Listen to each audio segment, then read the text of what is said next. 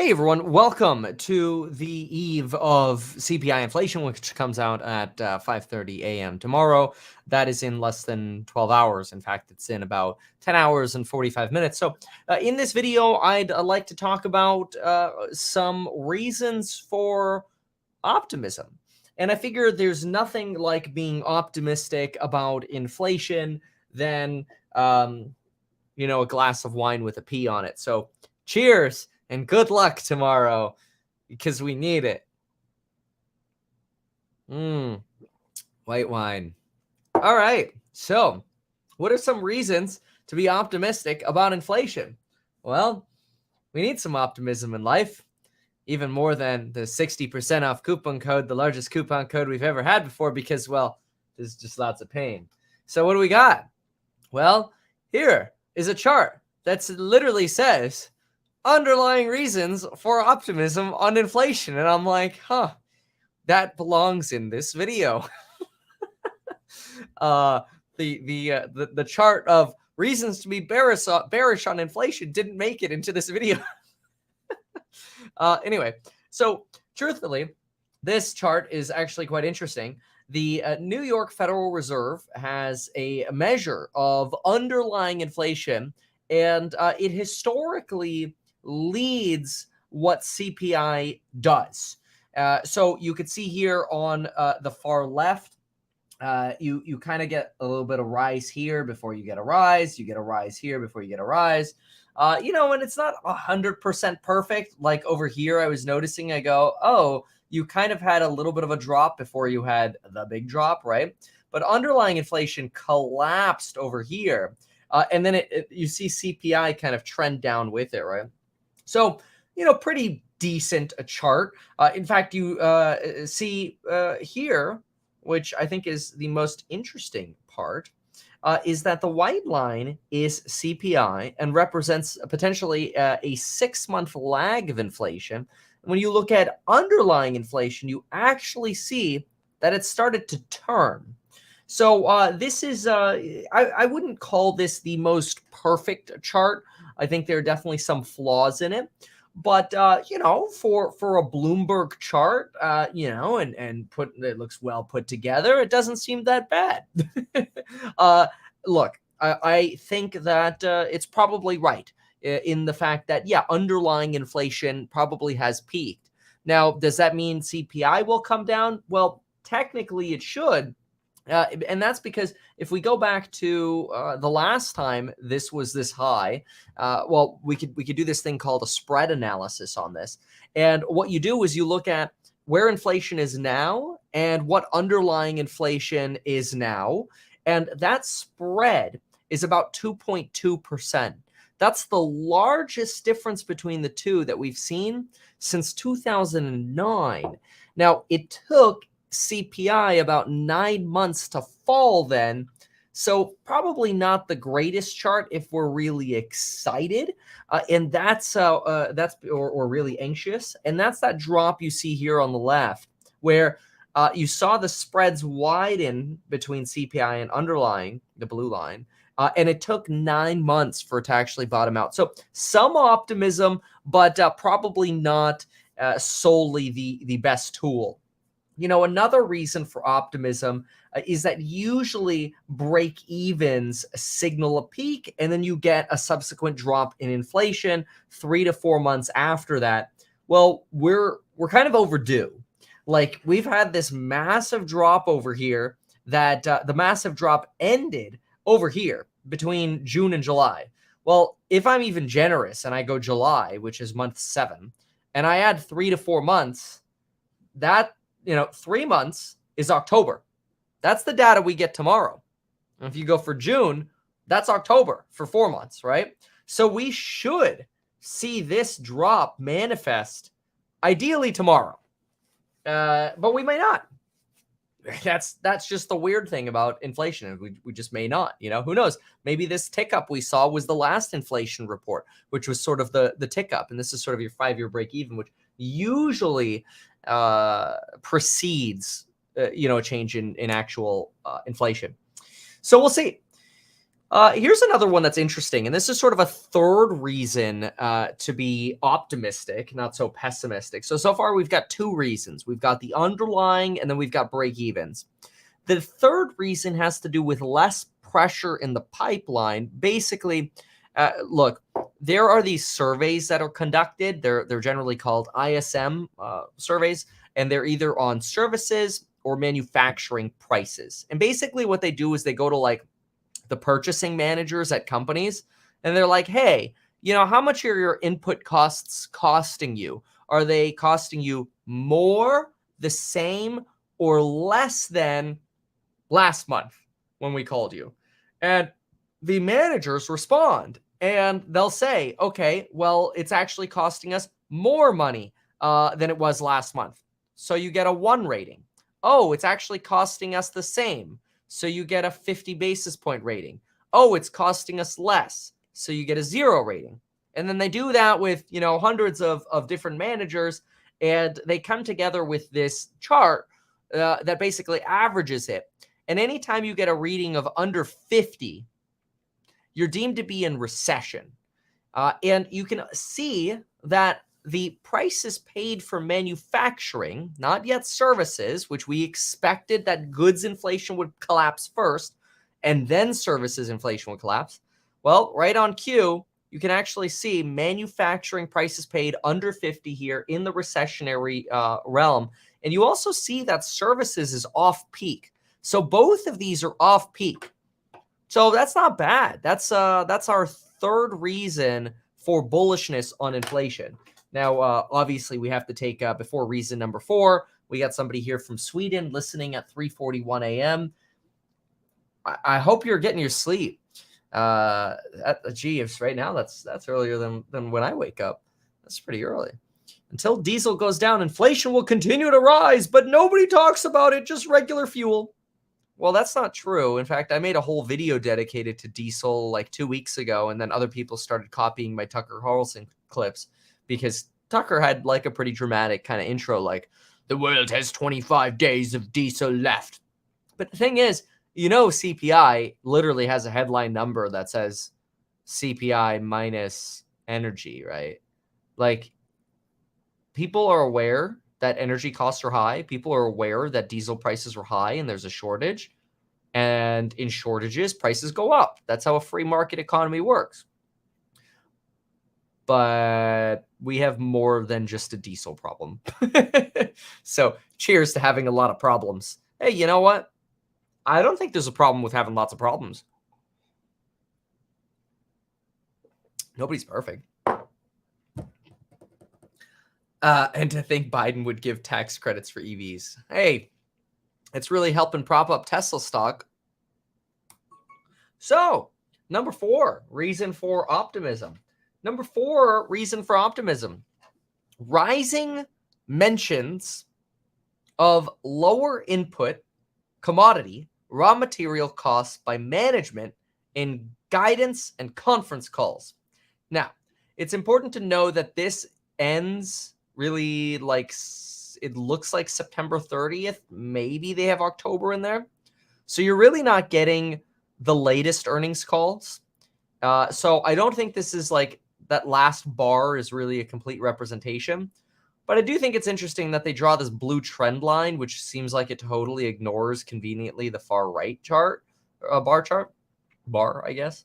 But I don't know. They make the argument that basically management is complaining, management is more frequently talking about lower input costs via this, conveniently ignoring this part. But again, I think that could be because of when they actually measured the data. Okay. All right. For optimism, why not? Salute. That's right.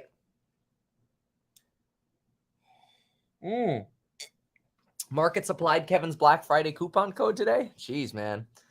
I mean, I know it's a good coupon, and I mean, I'll take the compliment, but damn, I didn't want to cause pain. I'm sorry about that. I mean, I guess if I had to market the coupon code, I had to do what I had to do, All right, let's go to reason number 5. I will say, and I think this is important for everyone. I think that down markets are really a time for you to think about what can you do to just like work more hours and put more effort in. So, I mean, I've certainly been doing that. I mean, there's also more stuff going on, so it's easier to. But I'm just like, hey, look, I'm just gonna sit here all day long and I'm just gonna crank.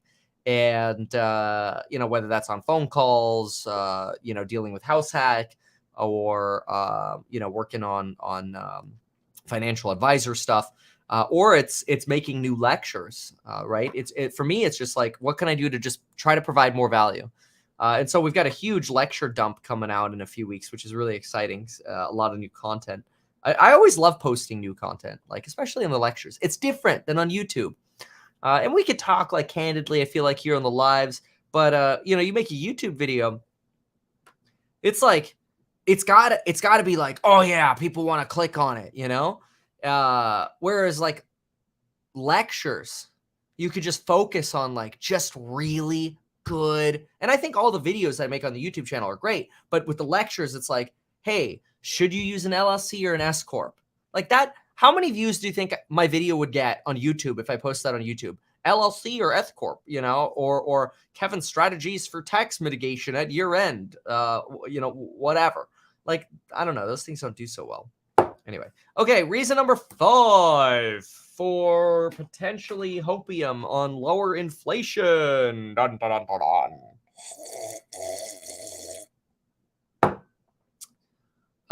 This says mentions of signing bonuses are off peak from last fall when they were a huge factor in retaining and hiring staff. Mentions remain elevated though.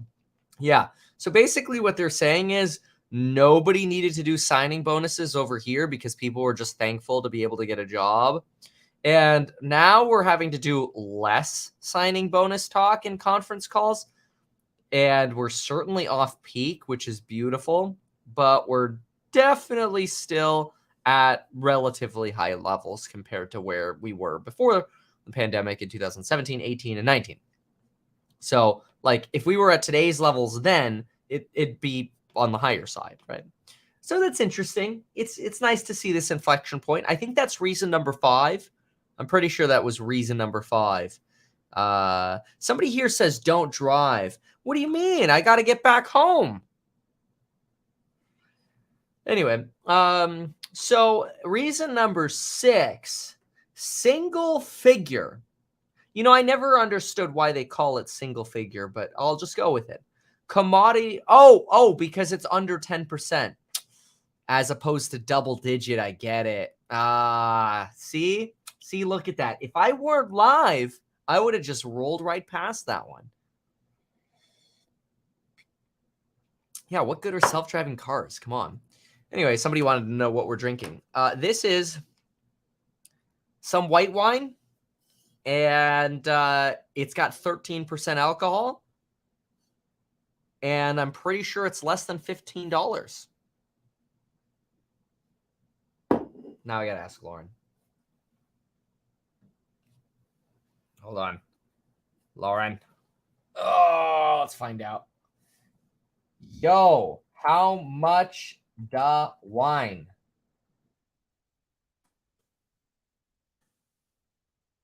All right. So, single figure commodity price inflation. It didn't last long, but base effects are beginning to have an impact. Okay, so a base effect is just a fancy way of saying when you compare to last year, your inflation looks like it's growing at a lower percentage. So right here is October of last year, and right here is October of this year. And as you can see, if I draw a line between the two, it's lower. Oh, here we go. Here comes our answer. I don't know exactly, but I don't spend more than $15. Probably 10. There you go. You gotta have a Lauren who doesn't spend lots of money on stuff that doesn't matter. Very important.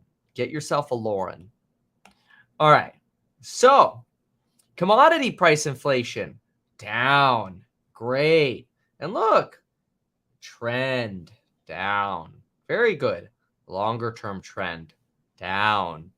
Wedge, down.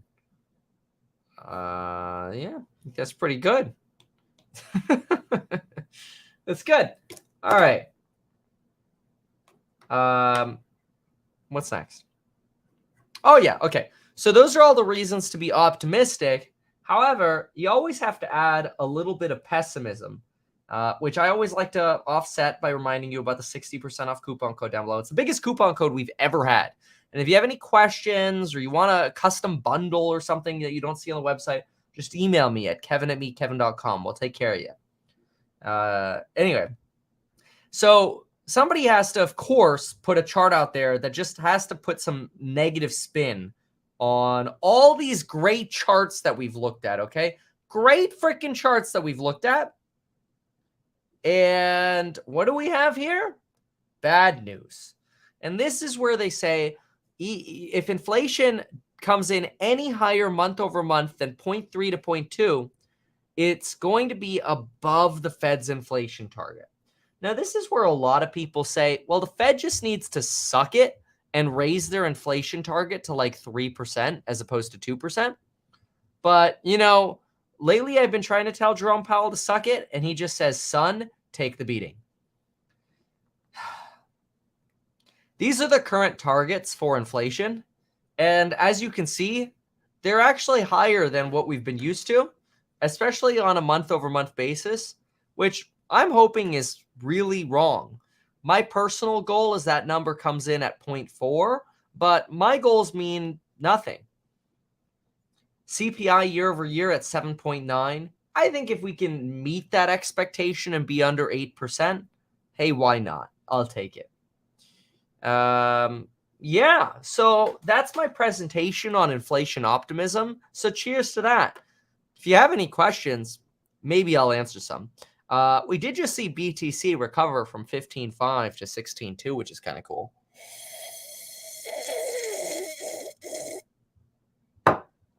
I'm streaming CPI tomorrow at 5:30 a.m. You know what I can actually do, which is kind of cool, is I can schedule the CPI live stream now, and then you could hit the little remind button, which is cool. And even after this video, like when this video closes out, it should redirect you to the new one. It's very cool. So when I end this stream in like 2 minutes, you should get a redirect. And then you could click the little remind button. See, I'm trying to make these things like really easy for you. Election update. It's a poop show. I think we've got a toss up on the Senate's gonna probably go Democrat. They've got the 1-seat edge. And then as far as I think the big question is just the House, right? At this point, and you still have quite a few seats to go. So we'll see what happens. But it's been quite exhausting, and I think that's why there's been so much stress. I mean, Republicans are at 207, Democrats are 189 for the what's it called? For the House. You do have, and this is where the runoff could actually be really interesting. I mean, take a look at this for a moment here. This is, hold on a sec. There we go. Republicans are at 49 seats. And I don't think, I think we still have, we still have Georgia not counted in that. So this is going to be really interesting because even if Republicans can get to 50 again, if they end up winning Georgia, that would be really interesting. Let's look at the races to watch here. Race. Oh, man, they're going to make me sign in again. All right. Well, I'll do that. Anyway. I don't know. What else we got while I look at this? Do I plan to run for governor again?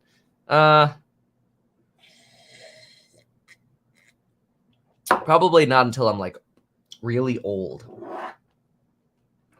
It's people have like an age problem in politics, it seems. Unless you're like, I found it seems like really extreme. And I don't think I am. I think I'm pretty moderate and reasonable. But reasonable and young don't seem to work. Yeah. Trump can fix the economy again. I don't know, man. Did I buy BTC? I probably would. I would consider buying BTC if Binance goes bankrupt. And then I want to see the bottom of that poop show, because that's just going to be so crazy when Binance goes bankrupt. I don't know that they will. I'm making a guess. But if they go BK, that's when you get some pain. Yeah. Okay, so the New York Times forecast is 224 Republicans for the House, 211 Democrats. They actually think the Senate is going to be a 50-50. So you're going to have gridlock. I mean, all you need is one of the chambers for gridlock. And then you have gridlock, which is what everybody wants in the stock market. I'm specifying again. That's what people want in the stock market. It's not necessarily what society wants, I would say Democrats. So I don't think Republicans expect to get much done over the next 2 years. Binance is 30 times the size of Coinbase. Exactly. That's why I think it will be you will have some glorious discounts if they go BK.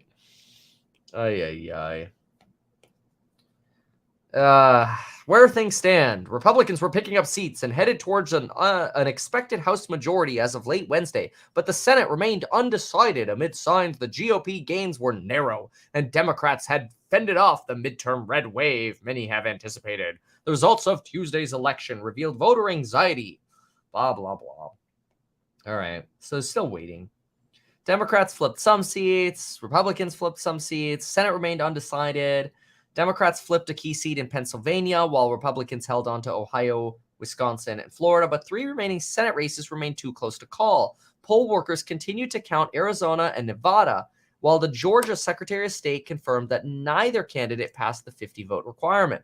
Really? We're waiting for Arizona and Nevada? Are those even close? I mean, they literally did say too close to call, so I suppose when they say it's too close to call, they mean it's too close to call.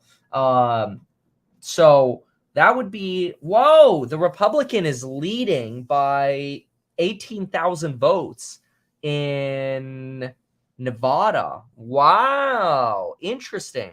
And then Mark Kelly is leading by 95,000 votes, and he's the Democrat. So, whoa, this is quite interesting. Say you get a Republican and a Democrat win here, that's going to put you at 4950. Oh, whoa. This could actually run down to this could be another Georgia runoff where there's some, Senate control comes down to Georgia again for the second time. That'd be so crazy. Oh, wow. That would be wild. That's entirely possible, but wow. Okay.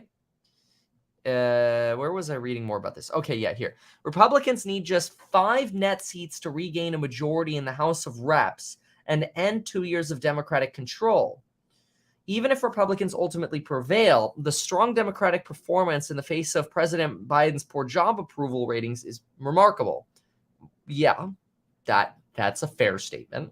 Republicans headed into Tuesday night hoping to pick up more than 20 seats, but by Wednesday morning, it appeared that their majority, if won, would likely be much narrower. Yeah, probably instead of 20 seats, closer to 6. House Minority Leader Kevin McCarthy told supporters early Wednesday morning, when you wake up, we will be in the majority and Nancy Pelosi will be in the minority. But that has not happened yet. It probably will happen. I think Nancy Pelosi's probably going to retire if she loses the Speaker of the House seat. So I don't know. We'll see. Senate's now split because of Kamala as a break even, blah, blah, blah. All right. Cool. So cheers to that. Just graduated with a finance degree. What should I do? I don't know. Why don't you just get a series license and see if anyone's hiring? The problem is a lot of banks are laying off right now. It's a really crap time to graduate.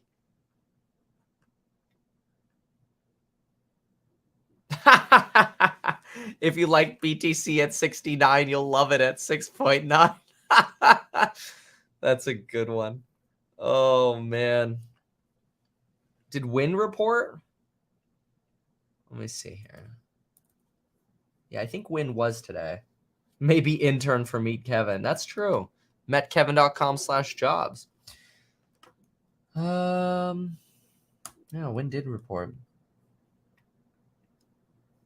What'd they say? Win! Loss of 142.9 million. Operating revenue 544.4 mil. The estimate was 510. That's a beat on Las Vegas. Wow. Well, Las Vegas is happening. It's Macau that's screwed. Operating revenue 889.7. The estimate was 870 in Macau. COVID-related restrictions continued to negatively impact results.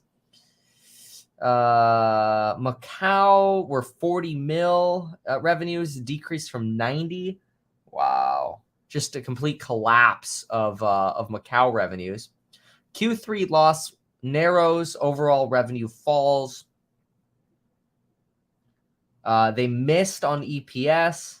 Revenue did beat by 20 million bucks. It seems a little mixed. I mean, I feel like the markets are already convinced that like Macau just sucks. Yeah, I mean the stock's flat after. I don't know when it reported though. Crypto Lifer wants to know if I'll come on your channel for an interview. You know, I go through these like bouts of wanting to do interviews, and now is not really that time. Especially since I was supposed to go to Florida tonight, but my flight got canceled because of Hurricane Nicole. And Lauren's like, yeah, that was my fault. I wanted to delay the flight. And her middle name is Nicole. So I'm like, freaking Hurricane Lauren here. I don't know. Anyway.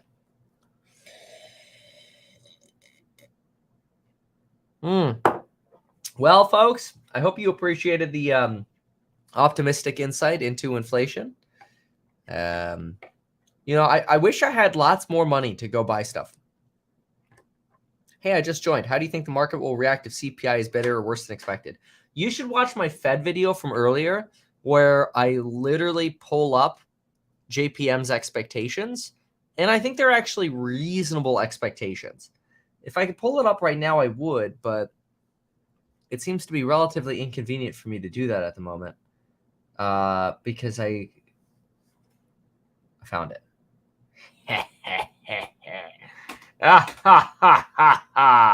You should still watch the video from earlier.